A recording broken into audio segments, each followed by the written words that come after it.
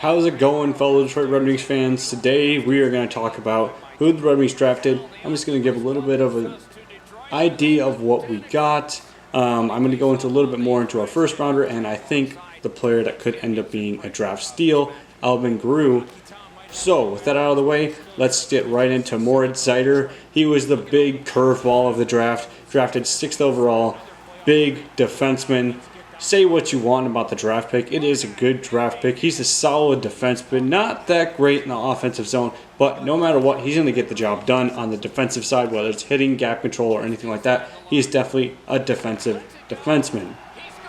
He could maybe possibly make the jump to the NHL this season because he is so good in the defensive zone. He doesn't need to get that side of his game developed more. He could develop his offensive game in Detroit, and that can come with time. He could also go to Grand Rapids, which is why I think this is a good pick. He's already played pro hockey in Germany, so he could come over and play with the Grand Rapids organization, learning that North American ice right away compared to other prospects that might have to go play juniors or college. Next round is round 2. We had 3 picks. First one, Antti Tuomisto. By the way, I apologize if I get any of these names wrong. It's more than likely that I will get a couple of them wrong. We selected Tuomisto, 35th overall in the second round. He is a tall defender, similar to Moritz Seider, a good skating defenseman. He's more of an offensive defenseman more than Seider. Seider's definitely the defensive defenseman of these two pairs, but he could definitely end up being a really good offensive defenseman, kind of like Filip Hronek, but I think Filip Hronek is definitely going to be the better defenseman after everything is said and done. The third prospect we drafted, second in the second round, was Robert Mastrosimone. We drafted him 54th overall. He is a left wing forward.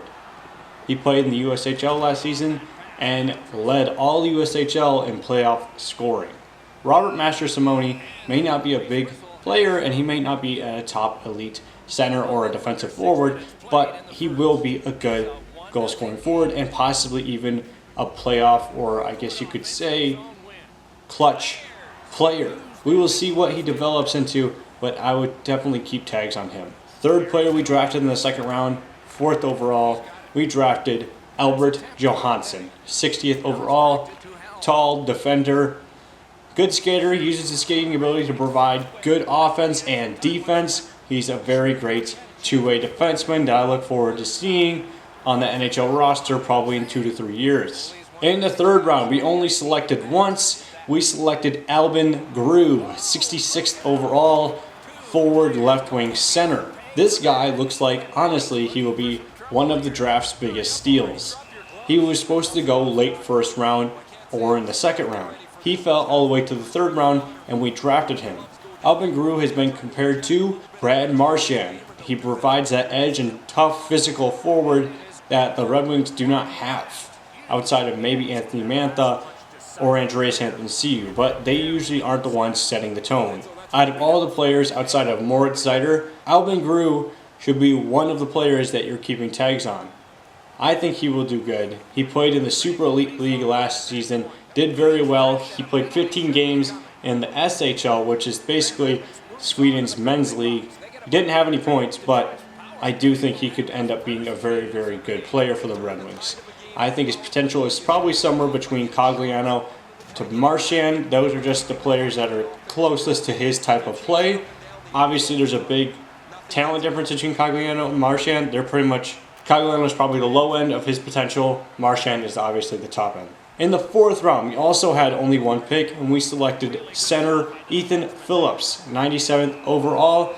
He's only had one season of pro hockey in the USHL. He was a solid forward, bit of a wild card, but he is committed to play at Boston, so he will have a good time developing over there. Not to mention Sean Horkoff, our director of player development, can go over to Boston to see him multiple times, and I believe there are some other prospects playing at Boston University or BSU. I'm not sure which college it was, but there's a couple of prospects playing over there as well, so that's a good prospect for us to go with.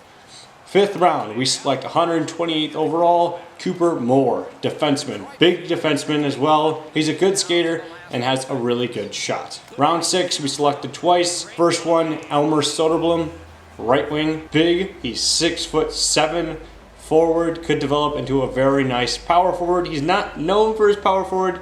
He's more of a hands I guess you could say even playmaker type player, but I do think the Red Wings are probably going to develop him more towards the power forward position or role, I guess you could say, especially being 6'7". 177th overall, we drafted Gustav Berglund, defense. Gustav Berglund is looking just like all the other defensemen. He's a big defenseman, and he is a good skating defenseman. Round 7, we drafted twice again, 190 overall and 191st overall. At 190, I don't know how to say his name, so I'm probably going to murder it. Kirill Tyutyayev. Sorry. He is a left wing, a small Russian forward. He impressed in the Russian Junior League. In 60 games, he had 19 goals, 41 assists for a total of 60 points. So he could develop well. He's still got to get to the pros in the Russian League and KHL. He'll probably come over to Grand Rapids before he gets to that point, but he's definitely got some developing to get to. Next pick was 191st, and we took Carter Gylander, goalie. He is kind of a bit of a wild card as well. Not many scouts got to see him play, so there was a little bit of a risk to take him. He did have good stats though when he played. He was 16-4, 16 wins, 4 losses, had a goals against average of 2.43 and a save percentage of .915. That was the draft. Who do you guys think would end up being the steal, or do you think Moritz Seider is going to headline this draft, or should we have drafted another player? Let me know down in the comments. Until next time, lights out in the red light district. After an ineffective power play earlier in the game, let's see if they can get a little more organized, get the puck into the zone and get it on net far more frequently. The Wings are going to the box for 2 minutes, and the call is tripping.